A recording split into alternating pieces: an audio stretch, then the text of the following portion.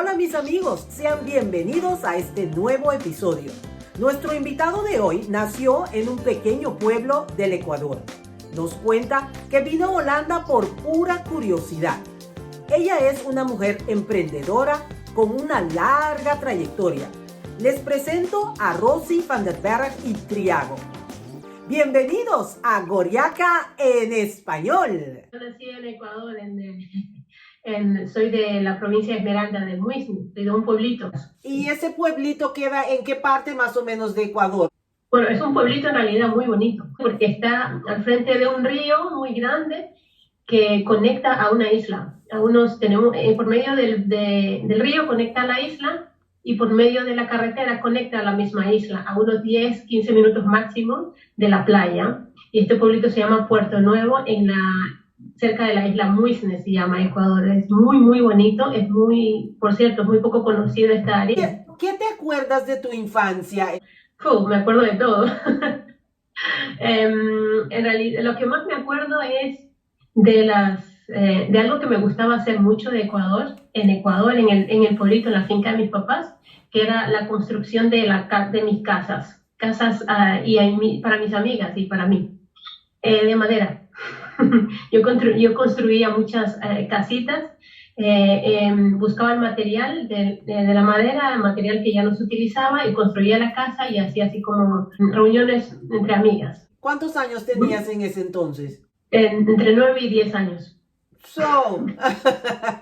Entonces ya desde niña ese espíritu empresarial estaba persiguiéndote. Exacto, sí, eso sí, siempre lo he tenido. ¿Cuántos hermanos son? Somos 6 hermanos de papá y mamá, y yo soy la menor de los 6. Mi papá tiene 3 niños aparte, pero mi mamá yo soy la última de mi mamá. ¿Muy consentida? No lo sé. Rosy, ¿qué estudiaste allí o a qué escuelas fuiste? Principalmente en la escuela básica en el pueblito de donde vengo, y luego pues fui a la provincia, que está a 1 hora y media del pueblo, y ahí estudié la secundaria informática, y luego pues de eso pasé a la universidad, a la capital, que es Quito, a estudiar ingeniería en computación, pero no terminé, porque decidí descubrir más, o sea, decidí como que experimentar lo que es Europa, ¿no? Que era Holanda, porque había conocido a algunas personas holandesas y decía, oh, ¿dónde está Europa? ¿Qué es Holanda? No tenía ni idea, absolutamente nada. Y luego pues me vine para Holanda así de una manera impulsiva. Le dije a mis papás que me apoyaran, que quería venir para Holanda, quería trabajar, quería desarrollarme de una manera diferente. Y me apoyaron. Y pues como sabemos, turistas solo son tres meses la visa, vamos a decir, de turismo. Y luego ya pues ya quedé de manera clandestina. Y pues y así conocí más personas de Ecuador que me ayudaron a trabajar como au pair, como cuidando niños, trabajando en la limpieza de las casas. Y así estuve por unos 3 años, hasta que volví otra vez a Ecuador y ya pude solucionar la estadía, vamos a decir, formal aquí en Holanda. Y pues en el tiempo que estuve también vamos a decir, de clandestina, de ilegal, pues estuve también estudiando el idioma, la integración y todo eso, pero de una manera así muy aparte de lo que normalmente el gobierno ofrece. Y cuando ya tuve el permiso de estar acá, entonces fue cuando de verdad me integré. Ahora vamos a elaborar un poco. ¿En qué año fue que te viniste para Holanda? En el 2001. 2001.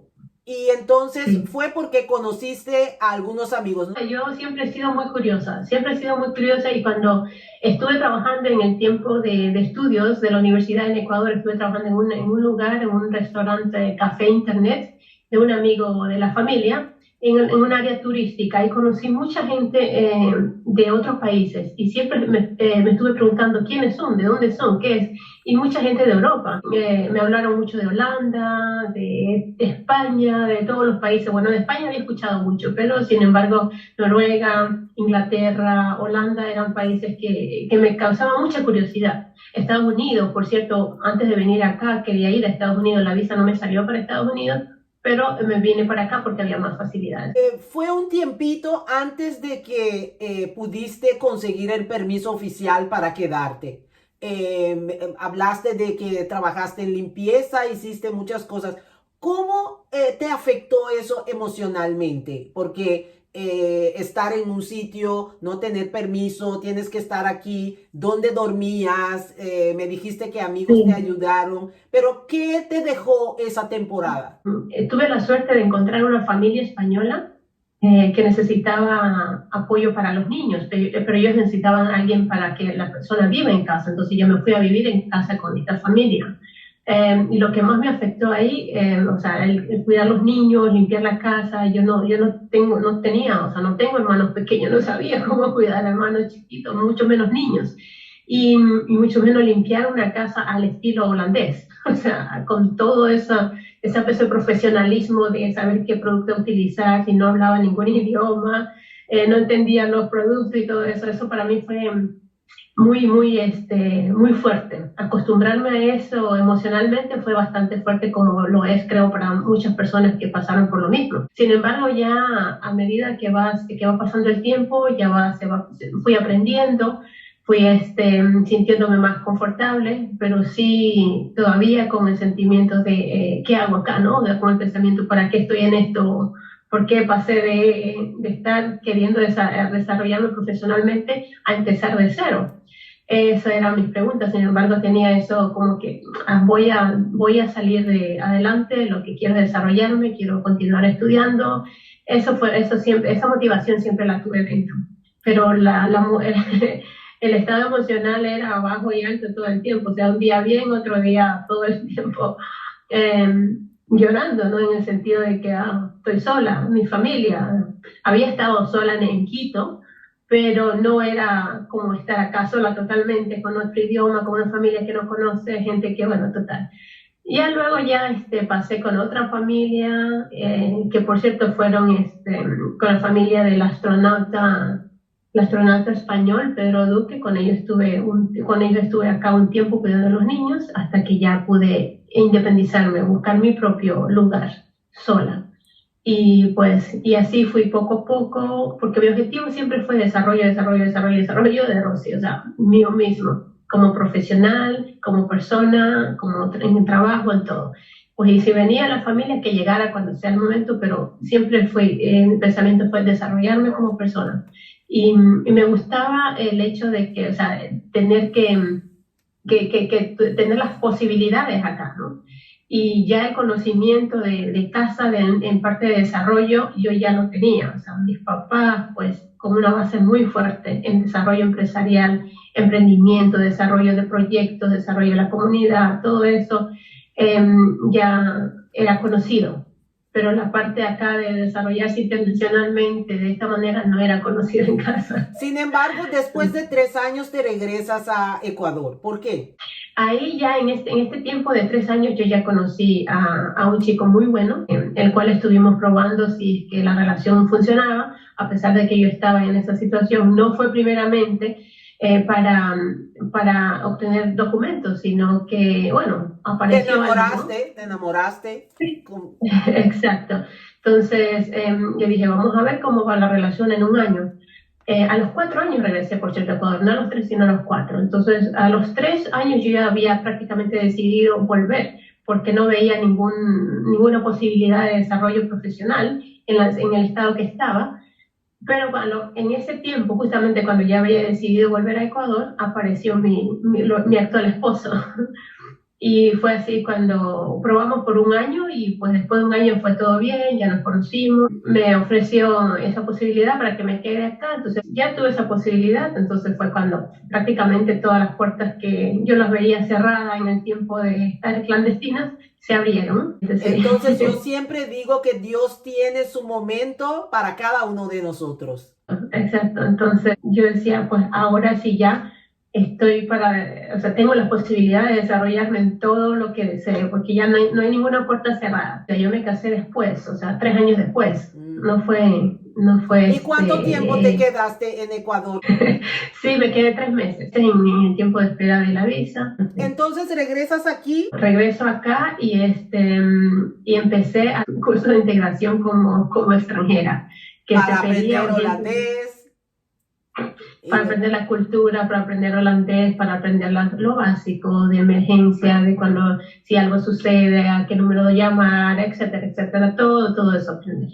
Y al mismo, después de haber hecho ese curso que fue 1 año y medio, pues entonces prácticamente cambié de carrera, no continué con ingeniería en computadores, sino que empecé a estudiar administración, que era en realidad lo que yo quería hacer en Ecuador, pero no se me dio. Y fue así cuando, después de haber hecho los estudios de administración de empresas, que fue aquí en la escuela Mondrian, pues ahí ya empecé a trabajar. Ya empecé a trabajar y luego continué estudiando y ya me pasé de Mondrian a la universidad Open University, que lo hice por medio de internet, de Inglaterra. Porque mi idioma más fuerte es inglés. En ese tiempo era inglés.